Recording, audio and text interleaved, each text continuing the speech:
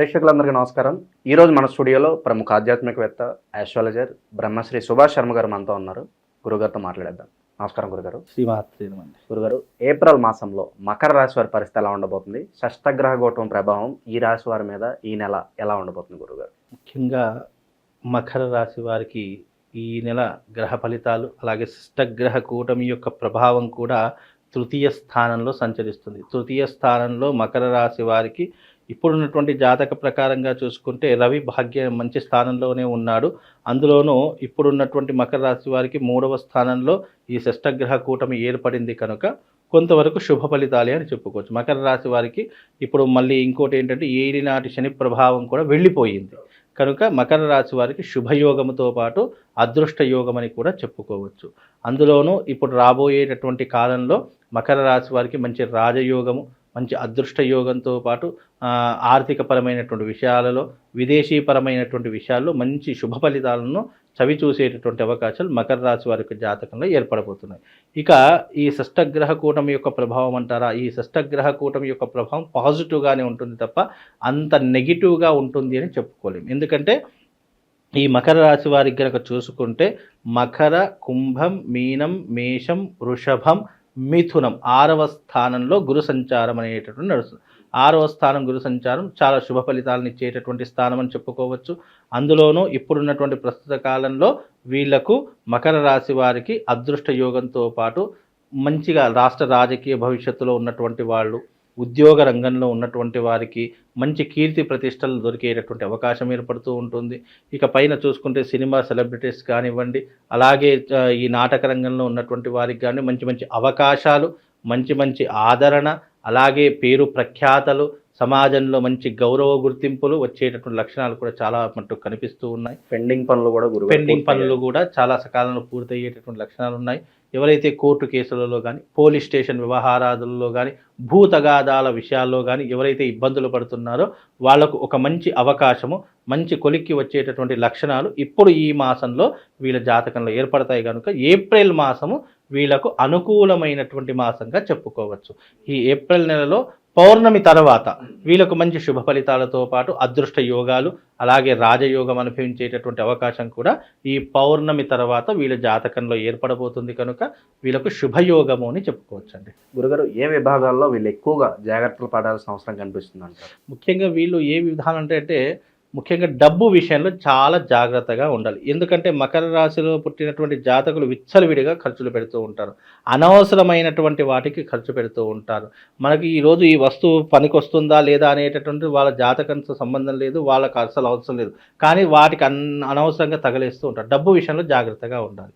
అలాగే మనం తీసుకునేటటువంటి నిర్ణయం విషయంలో మనము ఏదైనా ఒక నిర్ణయం తీసుకుంటున్నామంటే అది లైఫ్ టైం లేదా కనీసం కొంతకాలం వరకు మనకు ఉపయోగపడేలా, మనకు లాభం జరిగేలా, మంచి జరిగేలా నిర్ణయం తీసుకోవాలి తప్ప ఇప్పటి స్పాట్ డెసిషన్ ఎప్పటికీ కూడా తీసుకోదు. 1-2 సార్లు ఆలోచన చేసి అది మన జాతకానికి, మన జీవితానికి ఎంతవరకు ఉపయోగపడుతుంది అనేటటువంటి విషయాలు తెలుసుకొని నిర్ణయం తీసుకోవడం వీళ్ళ జాతకంలో చాలా మోస్ట్ ఇంపార్టెంట్. అలాగే ముఖ్యంగా పెద్దవాళ్ళను గౌరవించడం, తల్లిదండ్రులను గౌరవించడము వీళ్ళు ముఖ్యంగా నేర్చుకోవాల్సినటువంటివి.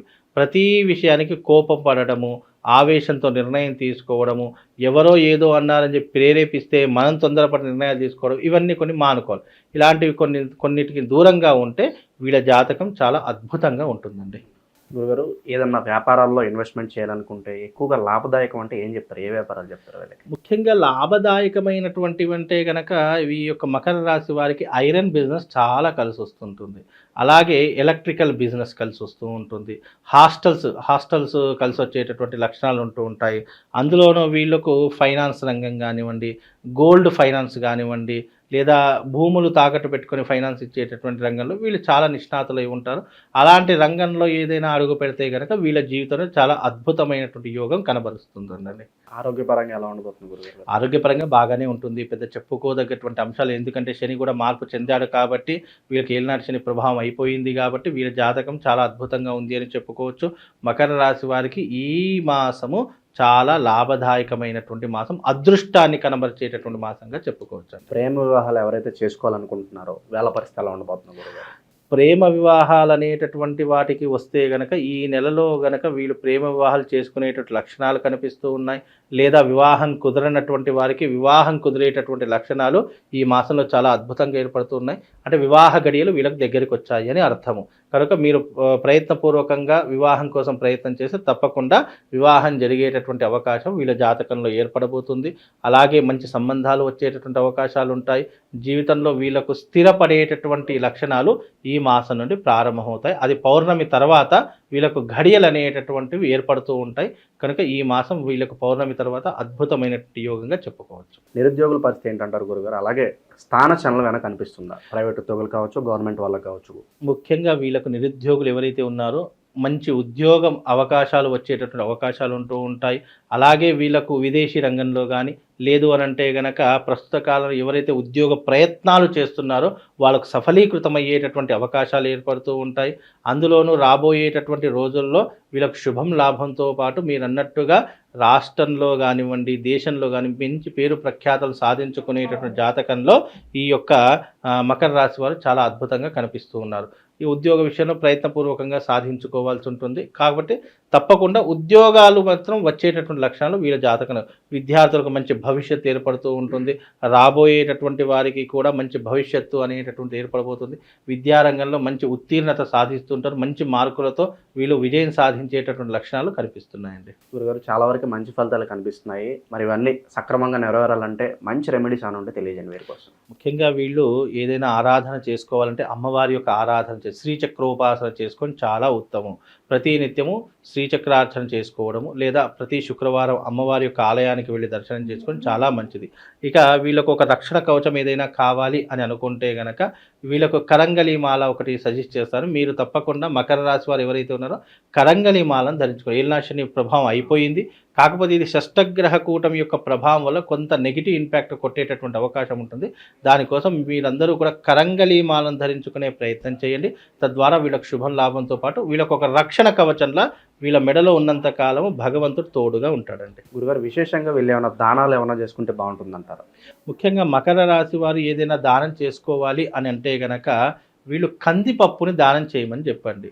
అలా కందిపప్పుతో పాటు ఆవు పాలను కూడా 1 లీటర్ ఆవు పాలు బ్రాహ్మడికి, కందిపప్పు ఆవు పాలు ఈ రెండింటిని కూడా దానం చేయడం వల్ల వీళ్ళకున్నటువంటి దారిద్ర్యం తొలగిపోయేటటువంటి అవకాశం ఉంటుంది.